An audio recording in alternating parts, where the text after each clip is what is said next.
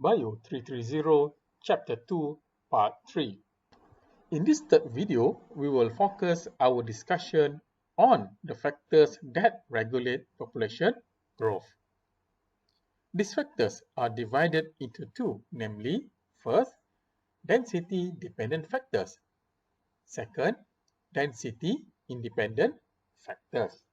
What is density-dependent factors? Density-dependent factors are the factors that influence the size and growth of population depending on the density of the population. Example of the factors: predation, competition for territory or natural resources, diseases, and parasitism. Next, what is density-independent factors? Density-independent factors are the factors that influence the size and growth of population irrespective of the population density. Example of the factors: catastrophic events such as fires, hurricanes, volcanic eruption, extreme climate change, deforestation, or pollutants. Density-dependent factors reduce the population growth rate by decreasing reproduction or by increasing mortality in a crowded population. The factors that limit a population growth can be said to determine the carrying capacity of the environment. Hope all of you still remember what carrying capacity means, as we have discussed in the previous video. The example: in song sparrow or Melospisa melodia species, reproductive success decrease and mortality rate increase when population size increase. This diagram clearly demonstrates that in a crowded population of song sparrow, the number of surviving young per female decrease and juvenile mortality increase. Now we discuss a few factors we classify as a density-dependent factors. The first one, predation. The regulation of a population by predation takes place within a predatory-prey relationship. The effect of predation intensifies as the population density increases. In other words, predation regulates population size of prey, and prey's population size regulates population size of predator. If you look into this diagram, when the population density of prey increases after certain time frame, the population density of predator also will increase. Likewise, when the population density of prey decreases, the population density of predator also will decrease. The second factor we classify under density-dependent factors is competition. Competition can occur for territory, food, nutrients, mating partner, sunlight, etc., and can be occurs within the same or different species.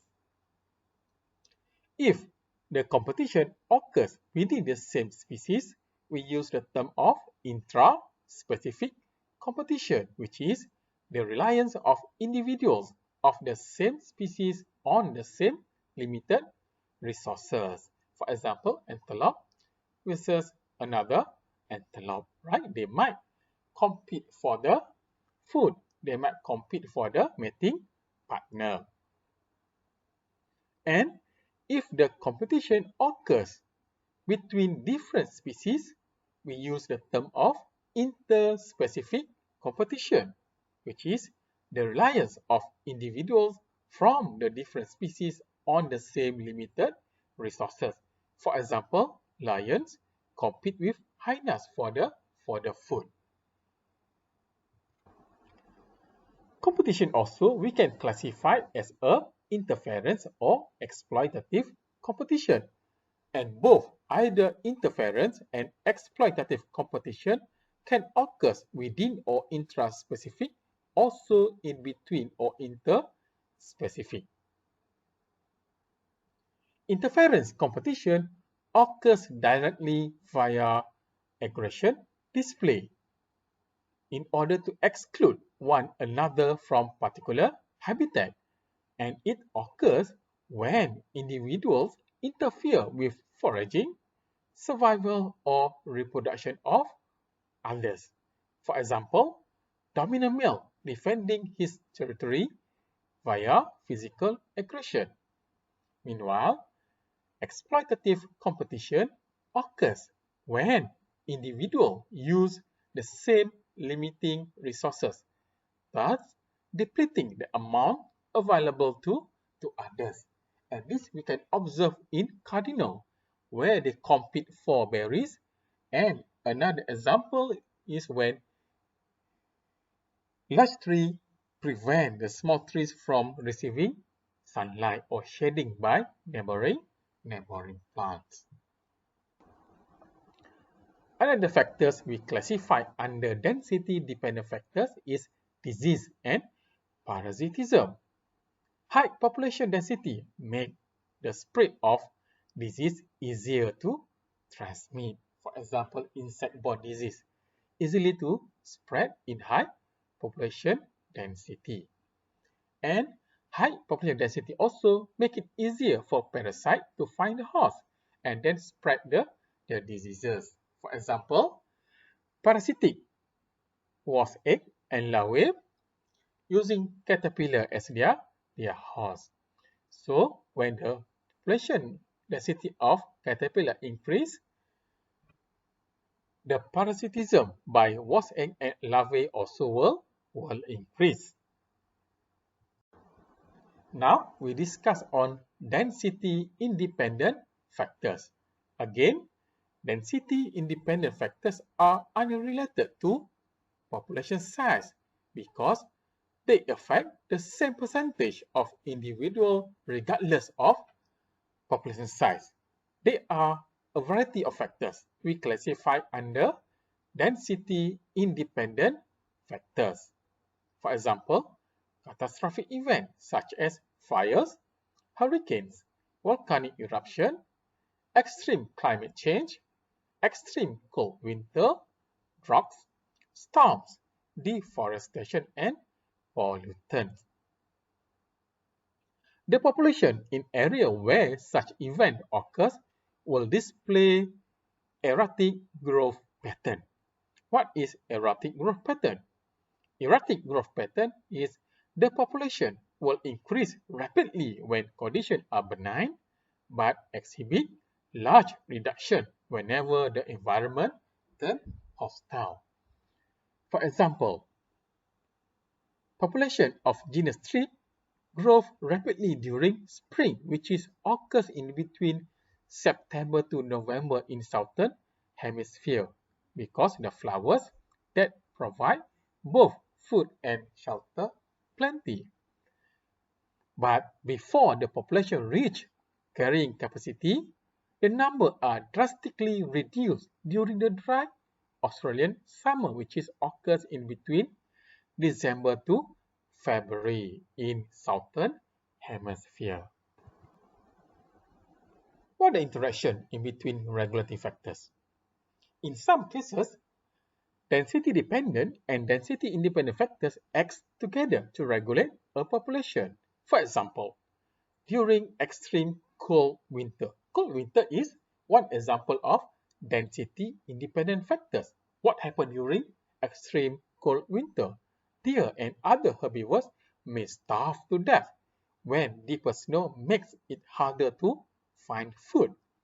But this effect also density-dependent factors because each individual in a large population must compete. Again, competition is one example of the density-dependent factor. All these individuals compete for what little food is available during extreme cold winter. The relative importance of density-dependent and density-independent factors may vary seasonally, but most populations are probably regulated by some mix of density-dependent and density-independent factors.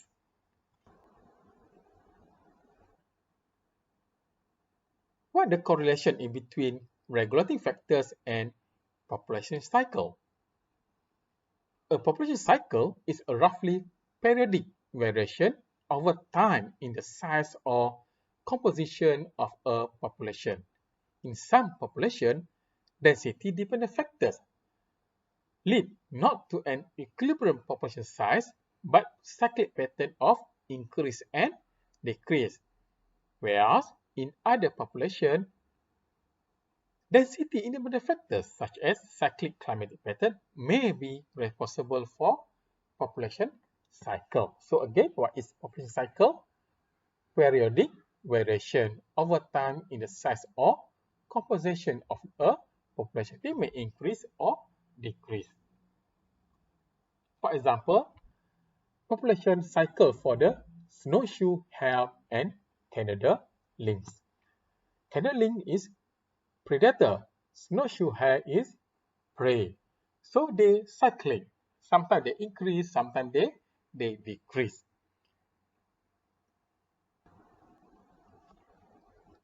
The exact causes of population cycle vary among species or perhaps even among population of the same species.